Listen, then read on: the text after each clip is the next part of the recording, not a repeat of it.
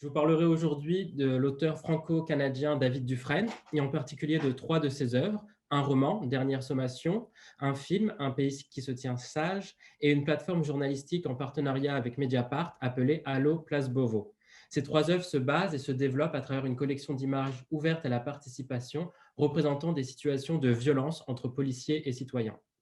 Je commencerai par un bref rappel de la situation politique et une description des trois œuvres.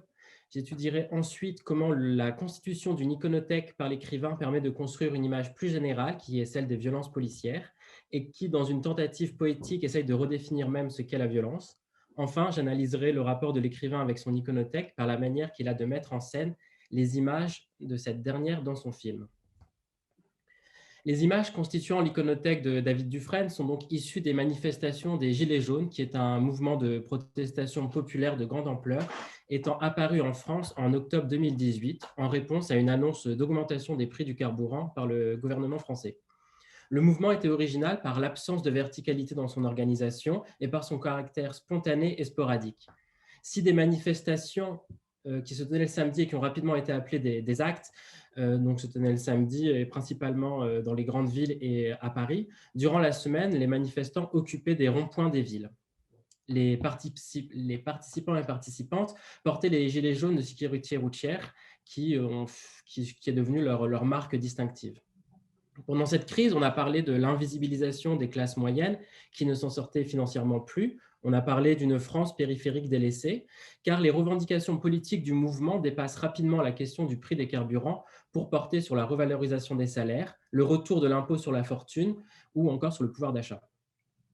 Durant les manifestations, des milliers de personnes se trouvent blessées. Plusieurs institutions comme le Conseil de l'Europe et l'ONU ou des ONG comme Amnesty International mettent en avant la violence de la politique française du maintien de l'ordre et l'utilisation de certaines armes comme les LBD ou les grenades de désencerclement par les policiers. Ces manifestations ont largement été documentées grâce à l'utilisation de nombreux outils numériques permis par la démocratisation des smartphones. On remarqua tout particulièrement une utilisation très intense des live streams et des groupes Facebook pour l'organisation et la discussion autour des mouvements. C'est à partir de ces images qui se trouvent sur les réseaux sociaux ou qu'on lui envoie sur ces derniers que David Dufresne construit trois œuvres. Hop, normalement, ça marche. Vous avez vu le champ? Oui, ok, ça change. Tout commence le 4 décembre 2018, où l'auteur, sur son compte, normalement, il y a une vidéo. Je ne sais pas si la vidéo s'est lancée. Oui, elle s'est lancée. Voilà. Tout commence donc le 4 décembre, où l'auteur, sur son compte Twitter, publie le message que vous voyez à votre droite. À partir de là, le fil Twitter de David Dufresne va se remplir tous les jours de tweets avec une image, vidéo ou photo, et le message « Allô, place Beauvau, c'est pour un signalement », par lequel il interpelle directement le ministre de l'Intérieur français, Christophe Castaner. Ces images compilent des actes de violence commis par des policiers en exercice. Pour l'auteur, le but de ce fil Twitter était de lutter contre le silence médiatique face à ces violences, les médias mainstream, selon lui, se focalisant uniquement sur les dégradations réalisées par les manifestants. Dès janvier 2019, le travail de signalement est accueilli sur le site d'enquête et d'actualité Mediapart. C'est ce que vous voyez sur la gauche. Cela devient une plateforme avec des infographies et des articles qui s'appellent donc Allo Place Beauvau. Le fil Twitter de David Dufresne devient une iconothèque publique participative. L'auteur ne joue alors qu'un rôle de centralisation et d'authentification des images qu'il récolte ou qu'on lui envoie. Avant son arrêt en 2021, la plateforme Allo Place Beauvau avait dénombré 993 actes de violence commis par des policiers, 353 blessures à la tête, 30 éborgnements et 6 mains arrachées. Ces actes ayant touché les manifestants, les journalistes, les médics ou les passants. En octobre 2019, un an après le début des manifestations des Gilets jaunes et avant leur fin causée par l'épidémie de Covid-19, l'auteur fait paraître le roman Dernière sommation. Si Dufresne a de nombreuses publications à son actif, c'est la première fois qu'il publie un roman. Le roman se présente sous la forme de courts chapitres prenant différents points de vue. On retrouve celui de Vicky, une jeune réalisatrice dont la main est arrachée par une grenade de désencerclement lors d'une manifestation des Gilets jaunes, celui de sa mère tenant un rond-point lors des manifestations en province, celui d'Étienne Dardel, double littéraire de David Dufresne, de Frédéric Déhomme, directeur de l'ordre public, ou encore celui du préfet ou du ministre de l'Intérieur. Le 30 septembre 2020 sort le film Un pays qui se tient sage. Il s'agit du premier long métrage pour le cinéma de Dufresne. Le film est construit sur un dispositif de discussion où deux personnes échangent à partir soit de citations imprimées sur une feuille qu'ils lisent, soit d'images provenant de l'iconothèque en ligne de Dufresne. Ces images sont projetées sur le mur. Dans ces face-à-face, on retrouve des intellectuels, des écrivains, des historiennes, mais aussi des gilets jaunes dont certains et certaines ont été victimes de mutilations. Ils se retrouvent alors devant les images de leur propre mutilation qu'ils peuvent commenter ou expliciter. Plus surprenant cependant, on retrouve aussi des représentants des syndicats de police qui, eux, viennent défendre le point de vue de leurs collègues. Les dernières images du film montrent toutes les personnes ayant refusé ou ayant été empêchées de participer au film. Le film, pour sa part, rencontre un succès critique en étant soutenu par le Festival de Cannes, nommé au César, et il se trouve même être récipiendaire du prix du meilleur documentaire au Festival Lumière. Mais il rencontre aussi un certain succès public avec 105 000 entrées en France, donc d'entrées au cinéma. L'enquête, aujourd'hui, est redevenue centrale dans les pratiques contemporaines. C'est pas, il y a Philippe qui est ici et d'autres personnes, ou c'est pas là que je vais l'apprendre, mais on peut remarquer que ça devient un nouvel âge de l'enquête, comme le dit Laurent Demans dans son livre publié, dont le titre est Le nouvel âge de l'enquête, publié en 2019. Les écrivains font une littérature dite de terrain, où ils travaillent à la remédiation de documents. L'originalité de Dufresne est de mener un terrain en ligne par la constitution d'une iconothèque participante liée à des événements politiques d'actualité directe. En cela, il semble se rapprocher d'un ensemble de pratiques artistiques, journalistiques ou militantes qui travaillent, à partir des images trouvées sur les réseaux sociaux, à reconstruire les faits. On peut par exemple penser aux travaux collectifs de Forensic Architecture, de Index ou encore de Bellingcat, qui travaillent avec des méthodologies dites OSINT pour Open Source Intelligence. Mais là où ces collectifs travaillent à une collecte afin de reconstruire et de reconstituer un événement particulier, le travail de Dufresne est d'une autre nature. Son but semble de collecter de nombreuses images pour permettre la mise en place d'une image générale, une big picture, celle des violences policières françaises. Nous pouvons constater tout d'abord, avec la plateforme Allo Place Beauvau, que c'est de ça dont il s'agit. On compile toutes ces images pour en tirer une image beaucoup plus générale. Parce que je vais peut-être passer par là d'abord. Cette idée de violence policière peut peut-être être surprenante pour certains et certaines d'entre vous qui ont peut-être l'habitude d'utiliser ce mot-là, mais en fait, en France, ça fait partie d'une bataille sémantique assez importante. Si le pouvoir étatique semble reconnaître certaines bavures policières, il se refuse en général à parler de violence policière. On peut le voir par exemple à la phrase du président Emmanuel Macron que vous devez voir. L'iconothèque de Dufresne constitue alors l'image générale des violences policières systémiques, comme avec ces photomontages où on a une grande photo et il y a plein de petites photos qui se trouvent dedans pour en créer une image générale. En fait, chaque image de son iconothèque serait une petite vignette qui reconstituerait l'image générale des violences policières. Donc, la confection de son iconothèque possède également un but performatif. Par la création d'une image générale et de représentation dans l'espace public, le but est de faire advenir un débat sur les violences policières invisibilisées et sur la légitimité de la violence exercée par le législateur. Cette performativité ne peut advenir que par la constitution d'une iconothèque. Les images seules ne prouvent rien, c'est leur mise en réseau qui crée leur force politique et transforme la bavure individuelle en violence systémique. Pour reprendre Eyal Weizman, le cofondateur du collectif Forensic Architecture, si l'image ne manque plus aujourd'hui parce qu'on est équipé de téléphones portables et de petits appareils photo dans nos poches, ce qu'il faut dorénavant faire, c'est de constituer un complexe iconique, une grande image permettant de relier les petites images entre elles. Mais dans le travail de Dufresne, on retrouve également un but sémantique. Il ne s'agit pas de trouver les responsables comme dans une enquête policière ou dans les pratiques d'e-forensic. Il s'agit de réussir à poser des mots sur ces images par leur constitution en collection. L'auteur va même plus loin. Ce qu'il tente de faire, c'est de définir la violence elle-même et de voir de quel côté elle se situe. Dans son film, l'écrivain Damasio dit que la question n'est plus de savoir, je cite, la question n'est plus de savoir ce qui est violent, mais de savoir qui a la légitimité de dire ce qui est violent. Et c'est ce qu'on retrouve aussi dans le roman avec le personnage de Frédéric Dehaume, le directeur de l'ordre public, qui ne cesse de répéter que les mots ont un sens, que les mots sont importants.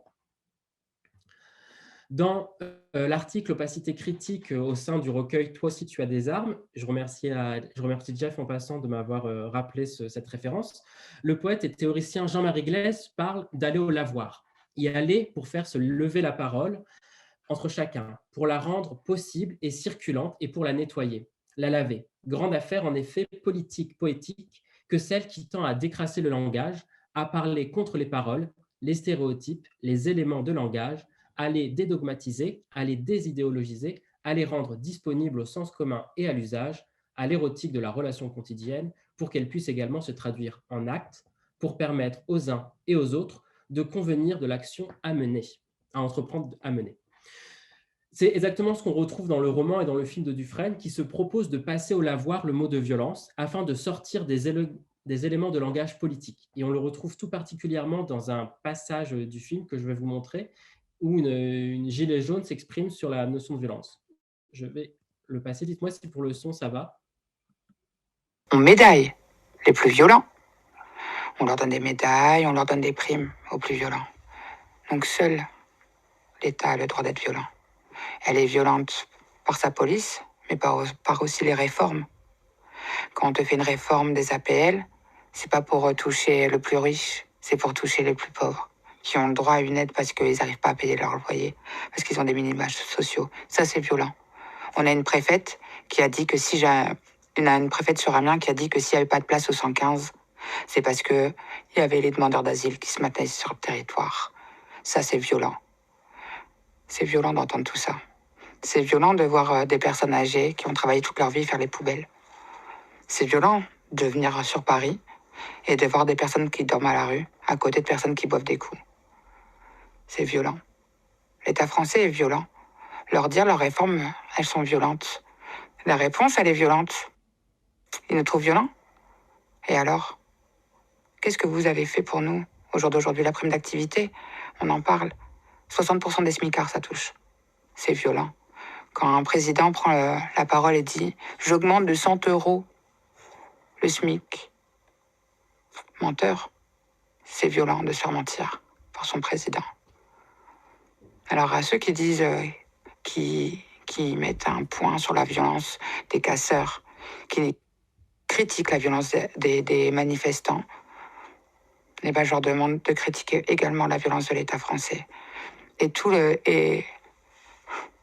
quand notre très cher président dit qu'il n'y a rien d'irréparable dans ce qui a été fait aux Gilets jaunes, c'est pas violent.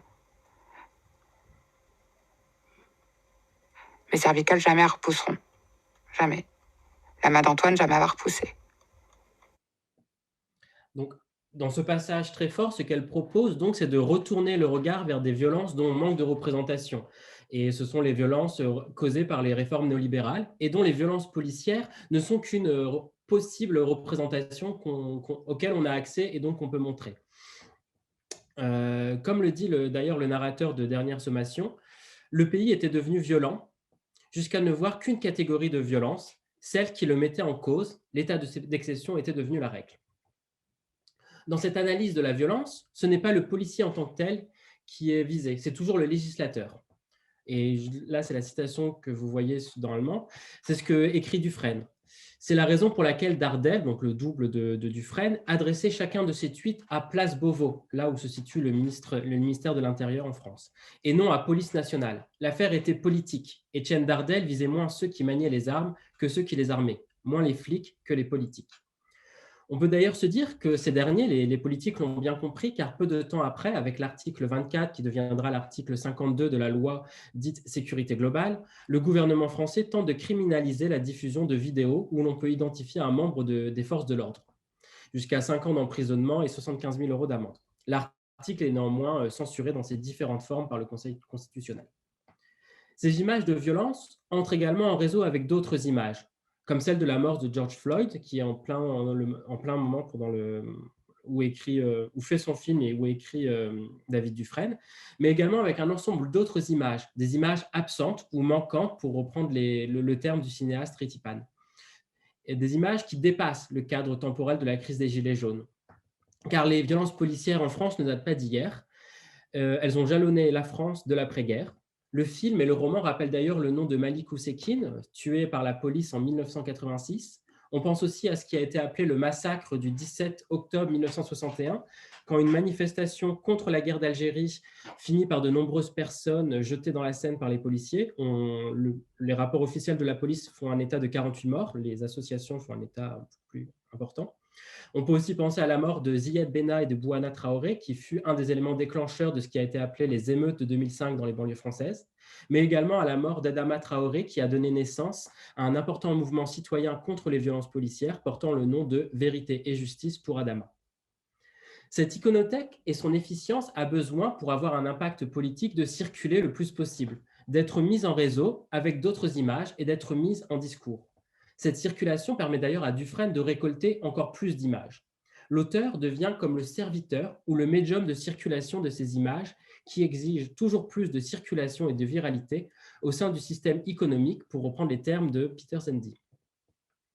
C'est dans cette dynamique que l'on peut d'ailleurs analyser les différentes formes que prend le travail de Dufresne. Chaque publication, sur Twitter, sur Mediapart, en livre, en film, est l'occasion d'entretien pour la presse, et donc encore une fois de toujours parler davantage de ces images et de les faire circuler, de créer une publicité autour d'elles.